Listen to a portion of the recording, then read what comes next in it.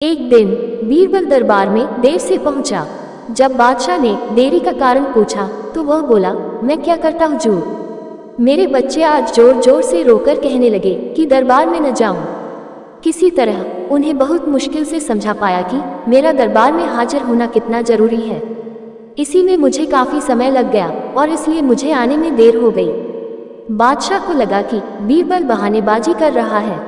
बीरबल के इस उत्तर से बादशाह को तसल्ली नहीं हुई। वे बोले, मैं तुमसे सहमत नहीं हूँ। किसी भी बच्चे को समझाना इतना मुश्किल नहीं जितना तुमने बताया। इसमें इतनी देर तो लग ही नहीं सकती। बीरबल हंसता हुआ बोला, हुजूर, बच्चे को गुस्सा करना या डपटना तो बहुत सरल है, लेकिन किसी बात को विस्तार से समझा पाना बेहद कठिन। बादशाह अकबर बोले, मूर्खों जैसी बात मत करो। मेरे पास कोई भी बच्चा लेकर आओ, मैं तुम्हें दिखाता हूँ कि कितना आसान है ये काम। ठीक है, जहाँ पनाह। बीरबल बोला, मैं खुद ही बच्चा बन जाता हूँ और वैसा ही व्यवहार करता हूँ। तब आप एक पिता की भांति मुझे संतुष्ट करके दिखाएं। फिर बीरबल ने छोटे बच्चे की तरह बर्ताव करना शुरू कर दिया। उसने तरह तरह के मुंह बनाकर बादशाह अकबर को चिढ़ाया और किसी छोटे बच्चे की तरह दरबार में यहाँ वहाँ उछलने कूदने लगा। उसने अपनी पगड़ी जमीन पर फेंक दी। फिर वह जाकर बादशाह अकबर की गोद में बैठ गया और लगा उनकी मूंछों से छेड़छाड़ करने।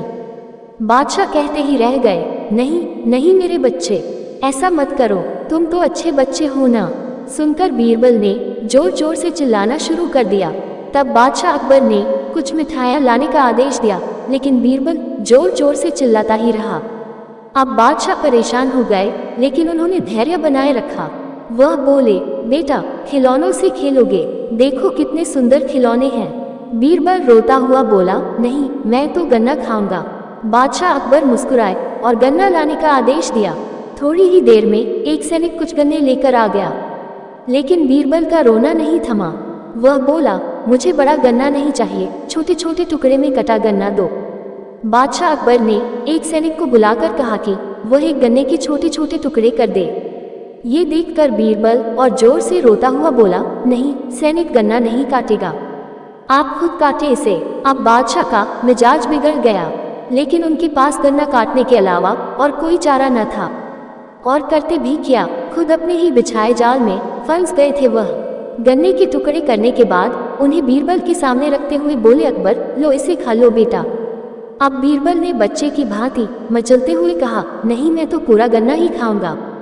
बादशाह ने एक साबुत गन्ना उठाया और बीरबल को देते हुए बोले, लो पूरा गन्ना और रोना बंद करो।